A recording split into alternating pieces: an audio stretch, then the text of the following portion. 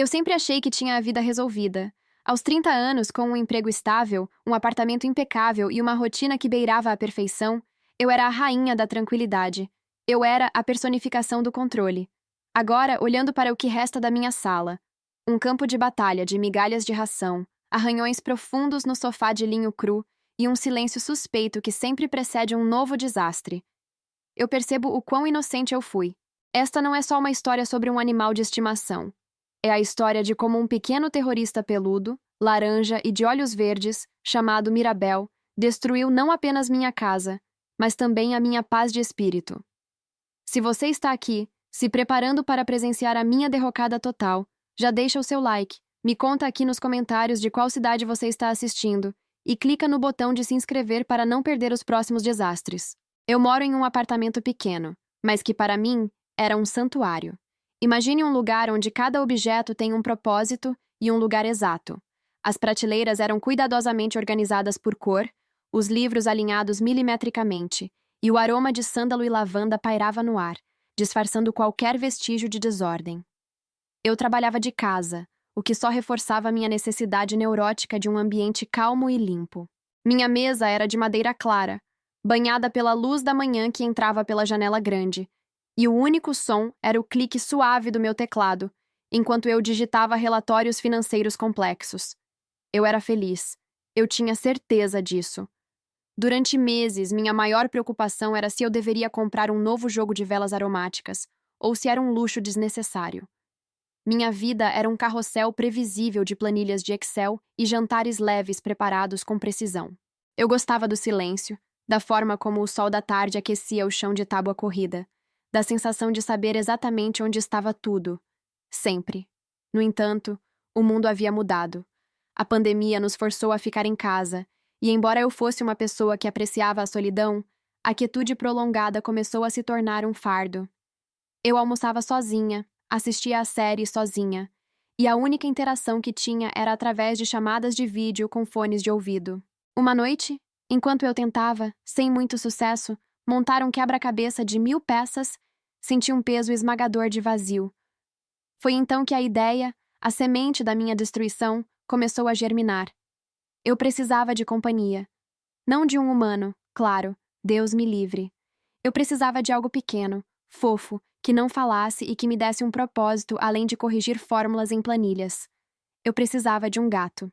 Minha amiga Júlia, uma entusiasta de resgates de animais, me bombardeava há meses com fotos de bichinhos abandonados. Eu sempre resisti, citando alergias imaginárias e a integridade do meu sofá. Mas o desespero de um inverno solitário me pegou. Eu mandei uma mensagem para Júlia, um emoji de gatinho e uma frase curta. Talvez você esteja certa. Júlia agiu na velocidade da luz.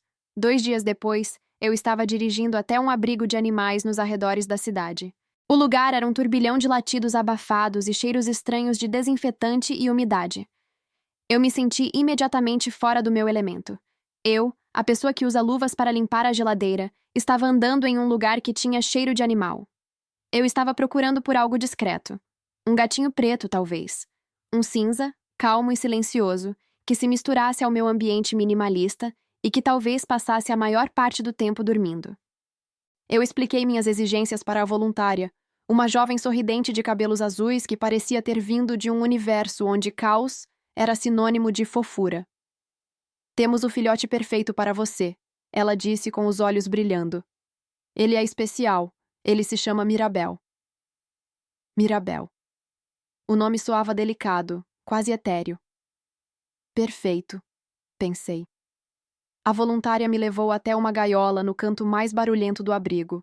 O cheiro de serragem e urina era intenso, e eu senti um leve tremor nas mãos. Dentro da gaiola, aninhado sob uma coberta surrada, estava ele. O primeiro impacto visual foi o da cor. Ele era muito laranja. Não um laranja sutil, queimado. Era um laranja tangerina vibrante, quase fluorescente, como se tivesse sido banhado em um copo de suco de abóbora. Ele era pequeno, talvez de uns 3 ou 4 meses, com patas desproporcionais e uma cabeça redonda que parecia grande demais para o corpo. Quando me aproximei, ele levantou a cabeça. E então, eu vi os olhos. Enormes, redondos, de um verde claro intenso. Olhos que pareciam não registrar o mundo exterior com seriedade, mas sim com uma curiosidade incessante e ligeiramente maníaca. Ele me encarou por um momento, inclinou a cabeça, e então, com a desenvoltura de quem acabou de se lembrar de uma ideia brilhante, começou a tentar morder a própria pata traseira, perdendo o equilíbrio e rolando de costas. A voluntária riu. Ele tem muita energia, e ele tem o que chamamos de comportamento de célula cerebral única, típico dos laranjas, sabe? Eles são amorosos, mas... Eu não estava ouvindo o resto da frase. Meu coração, que há anos batia no ritmo monótono de uma máquina de calcular, deu um salto estranho, meio doloroso, meio delicioso. Ele era a coisa mais caótica e adorável que eu já tinha visto. Eu o levo, eu disse, sentindo a palavra sair da minha boca antes que meu cérebro pudesse processar a dimensão do erro que estava cometendo. O processo de adoção foi rápido. Eu comprei uma montanha de suprimentos que Júlia me assegurou serem essenciais. Ração, premium, uma caixa de areia fechada e automática, porque eu não suportaria areia espalhada. Brinquedos caríssimos e, claro, um arranhador de sisal com 3 andares que prometia ser o refúgio perfeito. No caminho de volta para casa, Mirabel estava no banco de trás, dentro de sua caixa de transporte. O silêncio que eu tanto amava foi imediatamente quebrado por um miado agudo e incessante, que parecia um alarme de carro com a bateria fraca. Era irritante, mas eu estava em estado de negação e encantamento. Calma, meu amor. Você vai amar a sua nova casa. Eu murmurei, tentando manter a voz suave, enquanto ignorava o calor que se acumulava na caixa. Quando chegamos ao meu apartamento, meu santuário de paz, eu o coloquei no chão da sala, com a porta da caixa aberta. Eu esperava que ele saísse timidamente, explorasse o ambiente novo com cautela, talvez se escondesse por algumas horas sob a mesa, como diziam os guias de adaptação de gatos. Eu estava tragicomicamente enganada. Assim que a porta se abriu, Mirabel não saiu. Ele o explodiu da caixa. Ele parecia impulsionado por uma força interna de destruição em miniatura. A primeira coisa que ele fez foi correr em linha reta, não para a caixa de areia, nem para o pote de comida que eu havia preparado, mas diretamente para o vaso de cerâmica branca que continha a minha planta Ficus lyrata, uma relíquia que eu mantinha viva há 3 anos. Em um piscar de olhos laranja, ele escalou o tronco liso da planta com a destreza de um pequeno macaco, alcançou o topo e, ao tentar saltar para a prateleira mais próxima, errou. O som do vaso de cerâmica quebrando no chão de madeira foi o primeiro tiro de aviso. Eu gritei. Não um grito de raiva, mas um grito de horror estético. Terra por todo lado. O cheiro de terra úmida e raízes desenterradas sufocou momentaneamente o cheiro de lavanda. Mirabel, no entanto, parecia orgulhoso da façanha. Ele pousou suavemente no meio da terra esparramada, sacudiu a cabeça e me olhou com aqueles olhos verdes, como se estivesse perguntando: O que foi? Não gostou da minha chegada triunfal? Eu respirei fundo, tentando me agarrar aos meus treinamentos de meditação. Ele é um bebê, é um acidente, não é nada. Enquanto eu estava de joelhos, limpando os cacos de cerâmica, Mirabel decidiu que era hora de explorar a textura dos meus móveis. Ele ignorou o arranhador de 3 andares que custou uma fortuna e foi direto para o meu sofá de linho cru. O som agudo das garras afiadas rasgando a trama delicada do tecido foi como uma facada no meu perfeccionismo. Eu me levantei rapidamente, as mãos sujas de terra, e o peguei. Ele era surpreendentemente musculoso e quente. Seu pelo, macio como seda, parecia vibrar de energia. Eu o segurei perto do peito. Ele não lutou, apenas se aninhou, ronronando alto, um som que parecia vir de um motor de trator miniatura. Naquele momento, com o cheiro de sujeira, a sala em ruínas e o som delicioso daquele ronronar potente, eu entendi. Eu havia trocado minha paz pela catástrofe. E a catástrofe era a coisa mais linda que eu já tinha visto. Eu o coloquei no chão, exausta, e ele correu para a cozinha, desaparecendo sob a geladeira. Olhei para a destruição que durou menos de 5 minutos. A planta morta, o sofá desfiado, os restos do meu santuário. E foi só o começo. O que eu não sabia era que a missão de Mirabel não era apenas bagunçar. Era provar que a ordem era uma ilusão. E ele estava determinado a me dar uma lição de vida que me custaria muito mais do que apenas um novo jogo de jantar. Naquela noite, enquanto eu tentava dormir, ouvindo o barulho irritante das unhas dele cavando freneticamente sob o tapete persa, que eu imaginei estar a salvo, eu soube que minha vida nunca mais seria silenciosa, nem limpa, nem previsível. E, ironicamente, eu já estava apaixonada pelo meu demônio laranja. Aquele barulho irritante sob o tapete persa não me deixou dormir mais do que 2 horas naquela noite. Era um som úmido e seco, como se garras estivessem tentando redecorar o assoalho de madeira maciça. Eu me levantei, tropeçando no caminho para o interruptor, e acendi a luz da sala, esperando encontrar um buraco já feito, uma cratera de destruição. Em vez disso, encontrei Mirabel sentado sobre o tapete, me olhando com a expressão mais inocente que um ser vivo de cor laranja já conseguiu forjar. Ele tinha as patinhas cruzadas, como se estivesse esperando o café da manhã. Mas o barulho parou. E quando ele parou de cavar, o silêncio da noite foi quebrado por algo muito mais alto e inexplicável. O som de um objeto maciço sendo derrubado na prateleira superior da cozinha.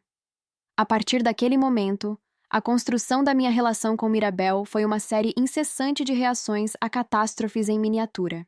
Eu havia imaginado que ter um gato seria sinônimo de aconchego, de tardes tranquilas lendo na varanda com um peso quente e ronronante no colo. Eu imaginava o calor do companheirismo. O que eu ganhei foi o calor da exaustão. O ronronar de Mirabel era, de fato, a coisa mais maravilhosa que existia. Era um som grave, que vibrava através da mobília, preenchendo o ar com uma frequência calmante, quase terapêutica. Mas ele só ronronava quando estava destruindo algo que eu amava, ou quando estava me acordando às 4h30 da manhã. Minhas manhãs mudaram radicalmente. Eu costumava acordar com o cheiro suave do café coado. Agora eu acordava com um golpe forte e pesado no meu externo, seguido por uma respiração quente e úmida no meu nariz. Mirabel não era um gato pequeno. Ele era um filhote de leão na fase da adolescência, pesado e denso. Ele vinha correndo pela casa, pulava na cama sem aviso e aterrissava diretamente no meu peito, forçando o ar para fora dos meus pulmões. Eu abri os olhos, lutando para respirar, e lá estava ele. Com aqueles olhos cor de mel líquido, enormes e semicerrados, me encarando com a determinação de um sargento de infantaria. Eu resmungava. Mirabel, são 4h30. Não existe sol. Ninguém está acordado, nem os pássaros. Ele não respondia com miados normais. Mirabel tinha um repertório vocal único, composto por um grito agudo, quase lamentoso, que ele usava para exigir comida, e um mrau, grave, quase gutural, que ele usava para expressar indignação quando eu o tirava de cima de mim. Se eu tentava ignorá-lo, cobrindo a cabeça com o travesseiro para abafar o cheiro levemente azedo da sua respiração matinal e o peso esmagador de seu corpo, ele escalava a cabeceira da cama. O som das garras dele rasgando o linho fino era como giz rangendo em um quadro negro. Ele então começava a bater ritmicamente na minha testa com uma pata. Não era um arranhão, era um toque irritante e incessante, como se ele estivesse me testando para ver até onde eu aguentaria. Um dia, eu juro que tentei ser firme. Fiquei deitada, imóvel, fingindo estar morta. Mirabel parou de bater. Um silêncio delicioso se instalou. Pensei. Venci. Então senti algo escorrer pela minha nuca. Gelado e úmido. Abri os olhos aterrorizada e Mirabel estava sentado na minha testa, lambendo meu cabelo com a língua áspera. Ele me olhou, e eu juro que havia um brilho de desafio em seus olhos. Eu gargalhei, um riso rouco de puro desespero e rendição. Ele era irresistível. Ele era um terrorista peludo com estratégias de guerra psicológica. Eu comecei a chamá-lo de o Destruidor Laranja. Minha casa, que antes era meu santuário de ordem minimalista, começou a se parecer com um museu de arte moderna pós-apocalíptico. Os rodapés da sala de jantar eram agora uma obra de arte abstrata de garras. Eu havia comprado uma linda e cara estante de bambu para organizar meus livros de arte, mas Mirabel considerou que ela servia melhor como uma escada vertical de ginástica. Quando eu chegava perto, ele disparava a escada acima, desaparecendo na prateleira mais alta, de onde ele me olhava como um rei em seu trono de papel.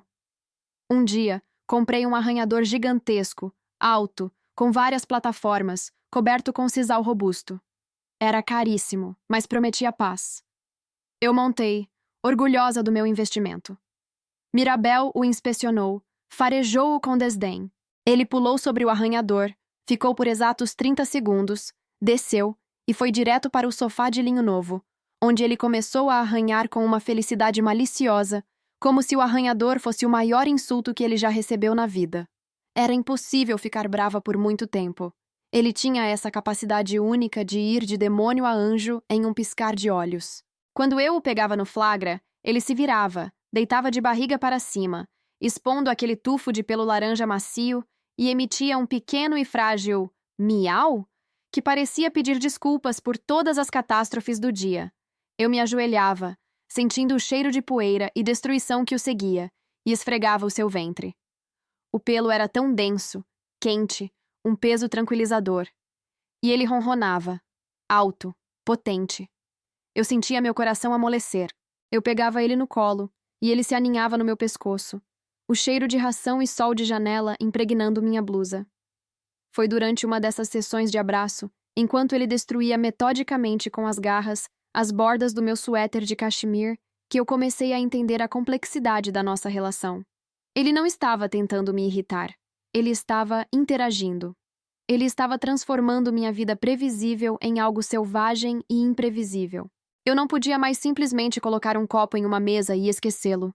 Eu não podia deixar a porta do armário aberta. Eu tinha que pensar a cada passo. Isso pode ser escalado? Isso pode ser mastigado? Isso vai cair e quebrar? Mirabel me forçou a ser presente, a estar alerta o tempo todo. O pior era o horário das minhas videoconferências de trabalho. Eu sou designer gráfica e tenho reuniões virtuais frequentemente. Eu me preparei meticulosamente para uma reunião importante com um cliente de alto nível. Fechei a porta do escritório, preparei o fundo bonito e organizei minhas anotações. A porta do escritório era de correr, e eu jurei ter trancado.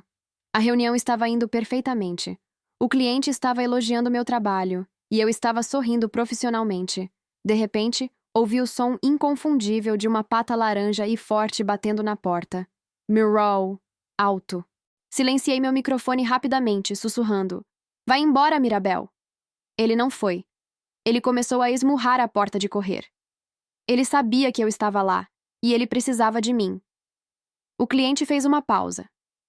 O que foi esse som, Laura? Eu menti, pateticamente. Ah, isso! É a porta do vizinho. Eles estão em reforma. Mirabel ouviu a mentira. Ele usou toda a sua força felina para abrir a porta de correr. Ela deslizou com um som alto e seco. E lá estava ele. No meio da reunião, ele me viu. Deu um salto triunfal e pousou diretamente no meu colo, olhando fixamente para a câmera. Mas ele não parou por aí. Ele caminhou lentamente pelo meu teclado, parando a milímetros da câmera, farejando-a, e então ele fez a coisa que me fez querer vender a casa e me mudar para a Antártida.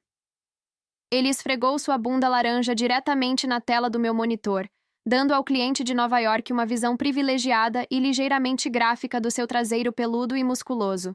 Eu olhei para o cliente, que tentava manter a compostura. Eu olhei para Mirabel, que estava agora ronronando em satisfação, curvado como uma estola laranja. Naquele dia, eu não apenas perdi a paz e a mobília. Eu perdi oficialmente minha dignidade profissional, tudo graças ao meu pequeno terrorista laranja. Mas enquanto eu o segurava, tirando-o do teclado e sentindo a vibração poderosa do seu ronronar no meu colo, eu percebi que era impossível brigar com a felicidade caótica que ele irradiava. Minha vida estava fora de controle, mas pela primeira vez em anos, ela parecia ter cor. Muita cor e muita sujeira. O próximo desafio, pensei, seria tentar impedir que ele comesse os fios do carregador do meu notebook, que ele havia descoberto serem excepcionalmente saborosos e eletrizantes. O próximo desafio, eu pensei, seria tentar impedir que ele comesse os fios do carregador do meu notebook, que ele havia descoberto serem excepcionalmente saborosos e eletrizantes. Mas eu estava sendo ingênua ao pensar que Mirabel se contentaria com um mero carregador de laptop. Ele tinha o paladar mais caro do mundo felino. Aquele cheiro era algo que se tornou rotina no meu pequeno apartamento. O leve, mas inconfundível, odor de plástico derretido e eletricidade queimada, seguido de um silêncio total e perturbador. Não era o silêncio de paz, era o silêncio da internet morta. Mirabel tinha desenvolvido um fetiche por cabos, e não por cabos comuns, baratos. Ele parecia ter um radar para tudo que era essencial para a minha sobrevivência profissional e financeira. O fio de luz do abajur vintage que custou um rim, intocado. A extensão velha e empoeirada no canto. Sem graça. Mas o cabo HDMI do monitor 4K? Ah, isso era um banquete. O carregador USB-C de alta velocidade? Uma guloseima. Eu havia tentado tudo. Comprei protetores de cabo trançados, aqueles tubos de borracha espessos que pareciam resistir até a um ataque de tubarão. Mirabel os via como um desafio pessoal. Ele não apenas os roía, ele os descascava.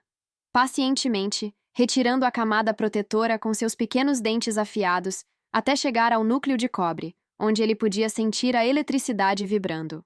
Uma vez, cheguei em casa e o encontrei em uma posição quase acrobática, pendurado de cabeça para baixo no rack da TV, lambendo o fio de fibra ótica. Eu gritei, não de raiva, mas de pânico. O pânico de ter que ligar para a operadora e explicar que meu gato laranja, que parecia um anjo fofo, tinha sabotado a infraestrutura de comunicação do prédio. Eu gastava mais dinheiro em cabos de reposição do que em comida para mim. A tensão estava crescendo porque, apesar do caos constante, eu tinha uma apresentação importantíssima para um cliente internacional que definia se eu conseguiria pagar o aluguel nos próximos 6 meses. Eu havia organizado meu escritório com uma precisão militar. Todos os cabos não essenciais estavam escondidos em caixas de metal trancadas. Eu tinha borrifado repelente de gato com cheiro cítrico, que Mirabel parecia considerar um perfume caro, em cada canto da mesa. No dia D, eu estava vestida de forma profissional, o cabelo arrumado, a maquiagem impecável. Meu coração batia no ritmo de um tambor de guerra. Às 14 horas, a tela se acendeu, e lá estava o cliente de Londres. Um homem sério com óculos pequenos, pronto para avaliar meu trabalho. Eu estava no meio de uma frase crucial, explicando a estratégia de marketing, quando ouvi. Não foi um miado. Não foi um ronronado. Foi um som seco e inconfundível, como se alguém estivesse mastigando um pretzel extremamente duro e caro. Crunch.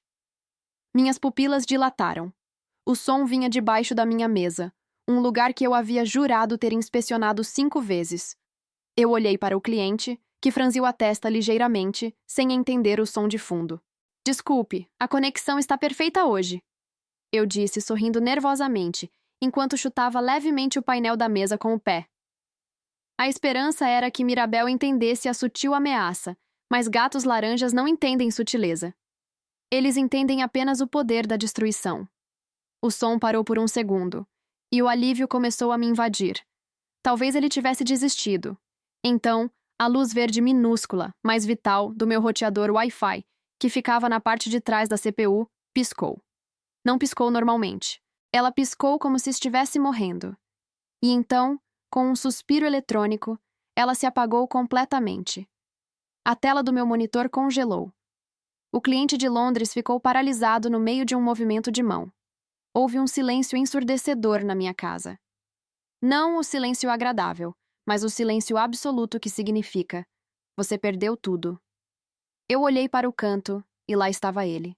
Mirabel, curvado sobre o que restava do cabo de energia do roteador, que parecia ter sido atacado por uma matilha de piranhas microscópicas. O ar ao redor dele tinha aquele cheiro ácido de ozônio. E o que ele fez quando me viu? Ele me olhou com seus olhos verde-dourados, cheios de inocência forjada, e espirrou. Um espirro grande e molhado, que voou em direção ao roteador morto, como se estivesse dando a ele um último adeus de velório. Eu desliguei o notebook, a vergonha me queimando o rosto. Eu não precisei explicar o que havia acontecido ao cliente. A tela preta e o som do crash final do sistema foram autoexplicativos. Levantei-me da cadeira, minha calma profissional evaporada, e olhei para a cena. O caos era palpável. Não era mais apenas um gato fofo. Era um agente de anarquia.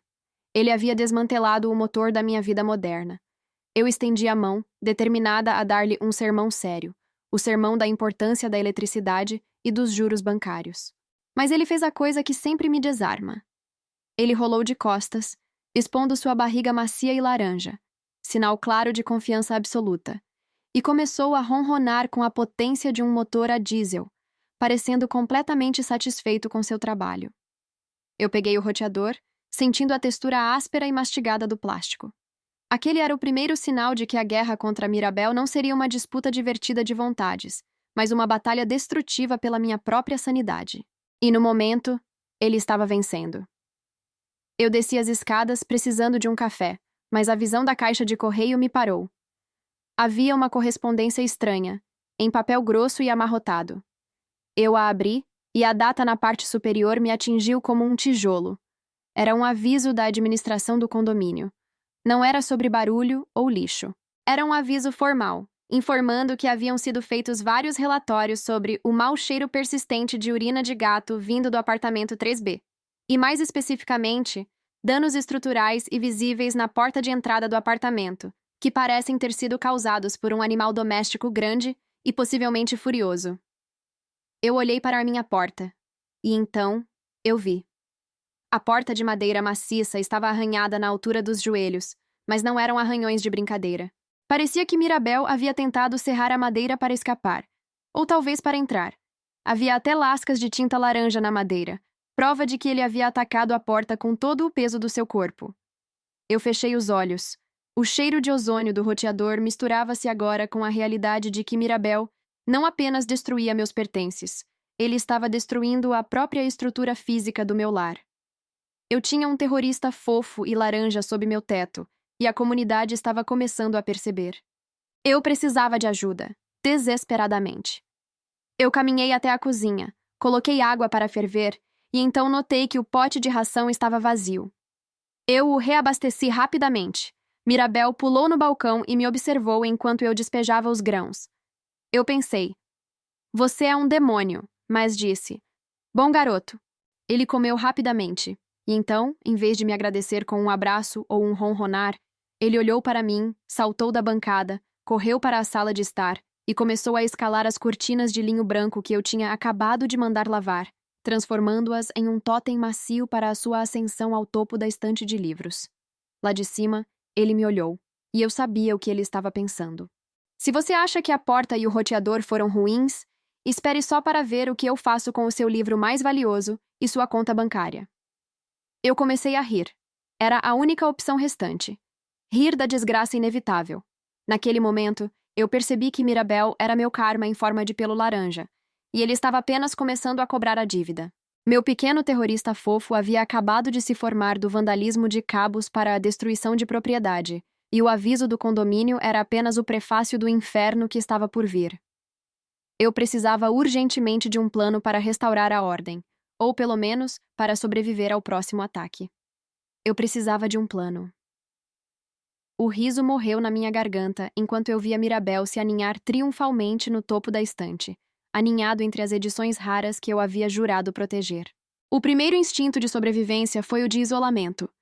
Se ele não podia destruir o que eu amava, talvez ele não pudesse me destruir. Passei as próximas 2 horas em um frenesi de encaixotamento.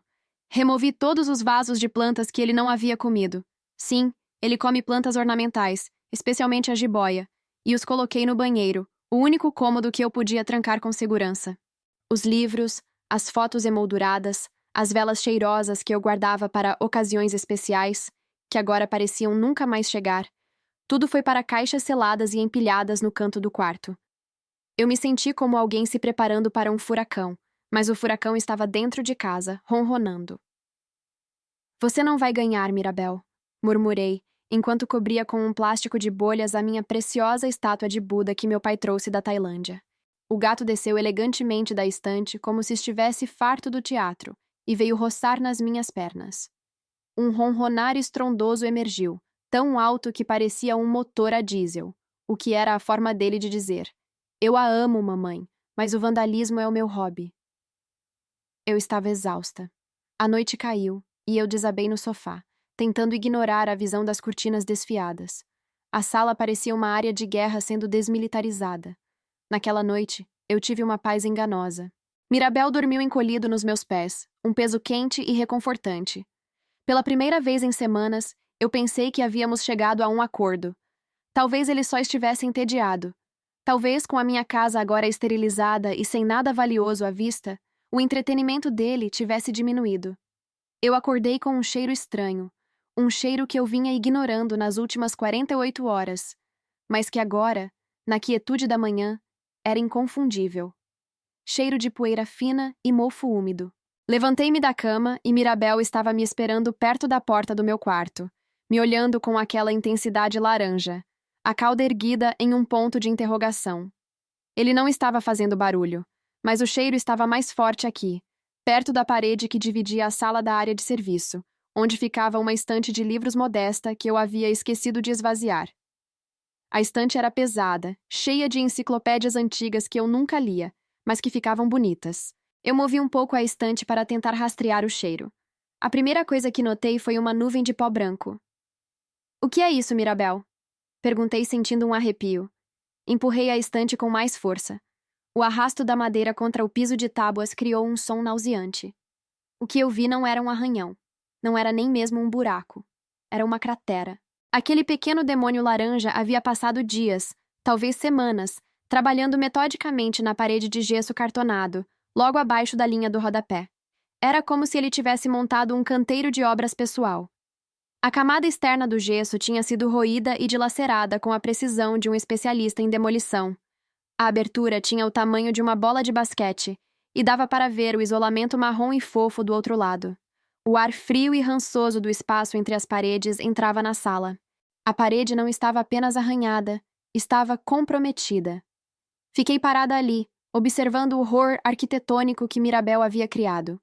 Ele estava ao lado do buraco, lambendo cuidadosamente as garras. Ele tinha pó de gesso no nariz e nos bigodes. Você cavou um túnel, consegui dizer. Minha voz era apenas um sussurro incrédulo. Mirabel parou de se lamber, olhou para mim e depois para o buraco que ele havia feito na estrutura do meu aluguel. Ele parecia ter orgulho da profundidade e da escala da destruição. Em seguida, ele enfiou a cabeça no buraco, farejando o isolamento como se estivesse avaliando o próximo passo da sua obra. Neste ponto, o pânico me atingiu com a força de um trem. As cortinas eram estéticas, o roteador, caro, mas substituível. Isso era estrutural. Isso era perder o meu depósito de segurança de 3 meses. Isso era o condomínio me expulsando por vandalismo de propriedade. Eu me virei para ele, o gesso em minhas mãos. "Mirabel!" Gritei. Talvez a primeira vez que eu usei esse tom de pura fúria. Ele saltou para trás com o susto, as orelhas viradas para os lados, mas não fugiu. Em vez disso, ele fez a coisa mais irritante e diabólica possível. Ele se espreguiçou lentamente, exibindo o quanto ele era longo e poderoso. E então ele se sentou e soltou um miado fraco, patético e miserável. O miado de um gatinho abandonado. Ele estava me manipulando, e eu sabia. Mas era impossível ficar brava com a bolinha de pelo laranja que, um segundo antes, parecia ter saído de um filme de terror. Eu comecei a chorar, um choro sem lágrimas, mas cheio de desespero. Olhei para o relógio. 8 da manhã. Eu tinha que ligar para o síndico. Eu tinha que confessar o crime do meu gato antes que o cheiro de mofo e a visão do buraco de basquete na parede fossem descobertos por alguém que não fosse eu. Peguei o celular e liguei para o número da senhora Helena, a síndica rigorosa do meu prédio, que morava no andar de baixo e odiava o menor ruído. O telefone tocou 3 vezes, e eu podia ouvir a respiração tensa dela do outro lado da linha. "Senhora Helena, é a Marina do 204. Eu tenho um problema aqui." Eu comecei, minha voz rouca tentando soar calma, mas falhando miseravelmente. "Qual tipo de problema, Marina? Ouvi alguns arranhões estranhos vindo do seu apartamento na semana passada. Não seria o seu bichinho?" A voz dela era fria como gelo, já esperando o pior. Fechei os olhos. Não havia como esconder a magnitude. "Eu preciso que a senhora venha dar uma olhada. O Mirabel, ele não arranhou. Ele destruiu uma parte da parede da sala. É um buraco grande. Eu sinto muito, senhora Helena." Houve um longo, longo silêncio. Eu podia ouvir o tic-tac de um relógio antigo no apartamento dela. "Eu já estou subindo, Marina. E é melhor que este problema não envolva a estrutura do prédio, porque se envolver, você sabe que o seu contrato de locação será rescindido imediatamente." Eu desliguei o telefone e olhei para Mirabel, que agora estava deitado de barriga para cima, completamente relaxado, aproveitando a manhã, o responsável por me levar à falência e ao despejo. Você fez isso de propósito, não foi? Eu disse, apontando para a parede mutilada. Ele apenas piscou os olhos lentamente para mim. Naquele momento, eu sabia que a minha vida não era mais minha. Ela pertencia ao seu mestre laranja, e o inferno da senhora Helena estava prestes a bater à minha porta. Essa era a revelação chocante. Eu não tinha controle nenhum, e Mirabel era um agente do caos disfarçado de fofura felina. A verdadeira crise estava apenas começando.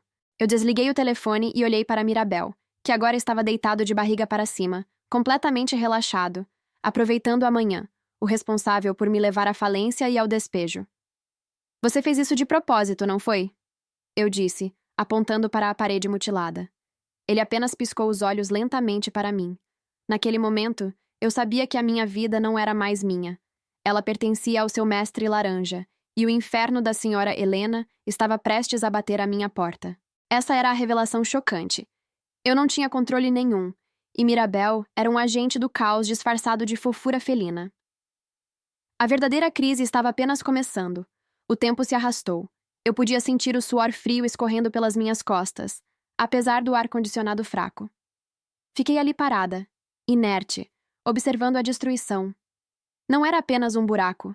Era uma cratera na minha dignidade de inquilina. O cheiro de gesso molhado e poeira suspensa pairava no ar. Mirabel, por outro lado, começou a lamber a pata, demonstrando um total desinteresse pelo meu colapso iminente. Então, o barulho. Não era um toque de campainha amigável. Era um toque curto, seco e autoritário no meu olho mágico. O som de quem não tem tempo para brincadeiras e sabe que está prestes a presenciar uma catástrofe. Respirei fundo, contei até 3 e abri a porta. Senhora Helena estava impecável, como sempre. Vestia um terninho cinza chumbo, os óculos de aro fino pousados na ponta do nariz e uma expressão que poderia congelar a água. Ela nem sequer se incomodou em me cumprimentar. Marina.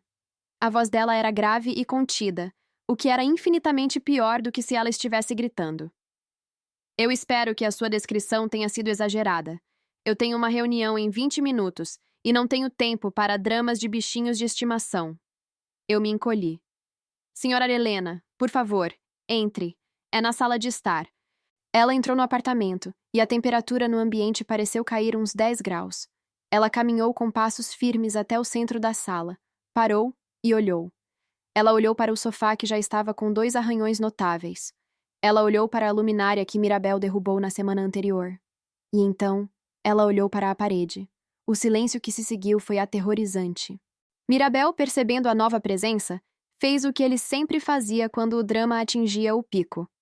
Ele se levantou, esticou-se dramaticamente e caminhou lentamente em direção à senhora Helena.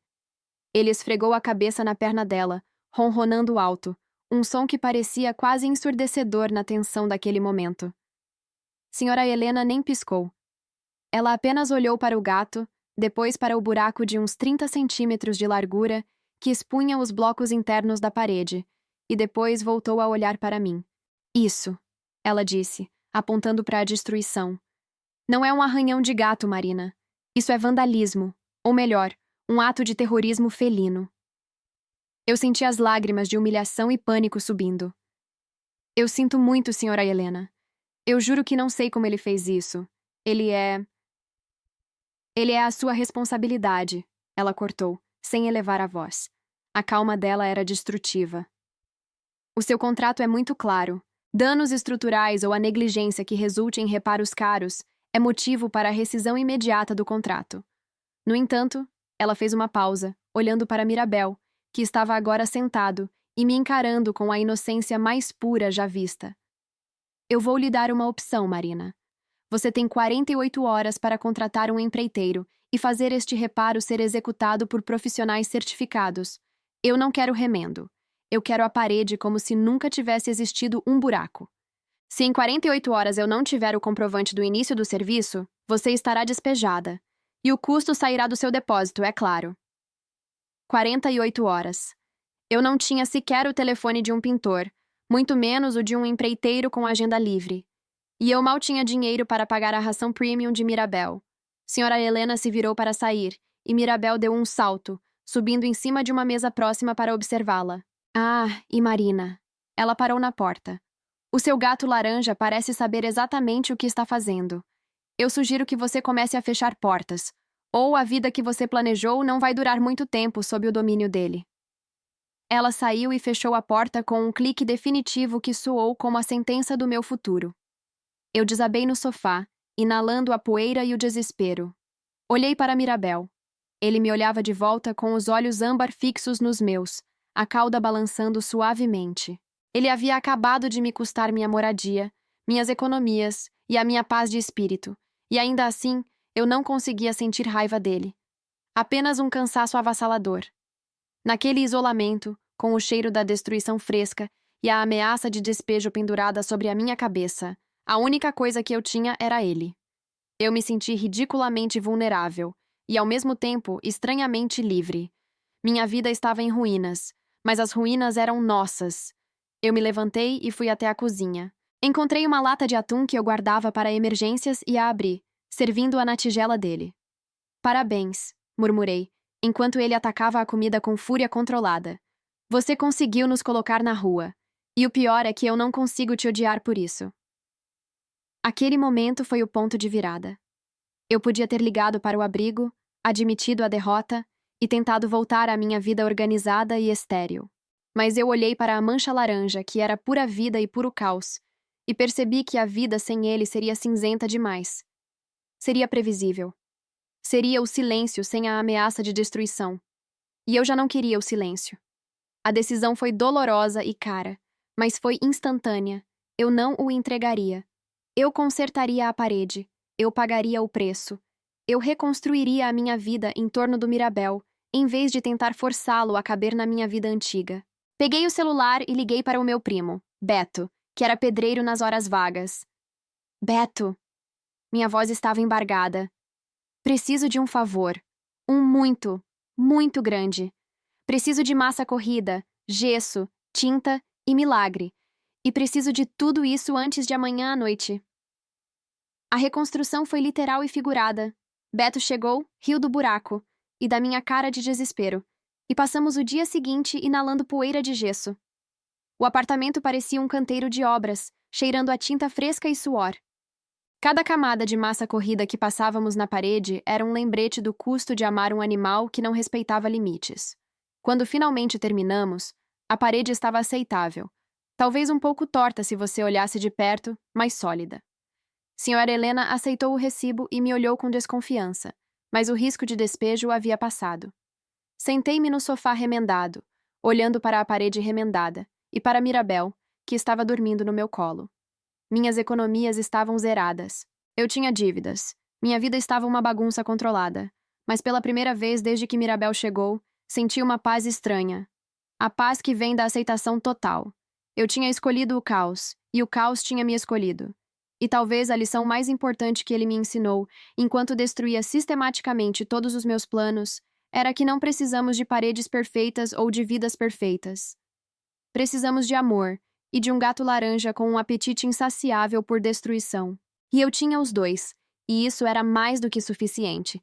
Eu apenas precisava de uma boa fechadura para o meu quarto a partir de agora. E talvez um capacete. Minha nova vida não era calma, era Mirabel. E eu estava pronta para o próximo desastre. Gostou da história? Minha vida virou um canteiro de obras por causa dessa bolinha laranja. Mas e você? Já teve um pet que fez uma reforma não autorizada em casa? Conta aqui nos comentários o maior desastre do seu bichinho. Não esquece de deixar o like para me ajudar com a multa do condomínio, se inscreva no canal e ative o sininho. Compartilhe com aquele amigo que quer adotar um gato calminho.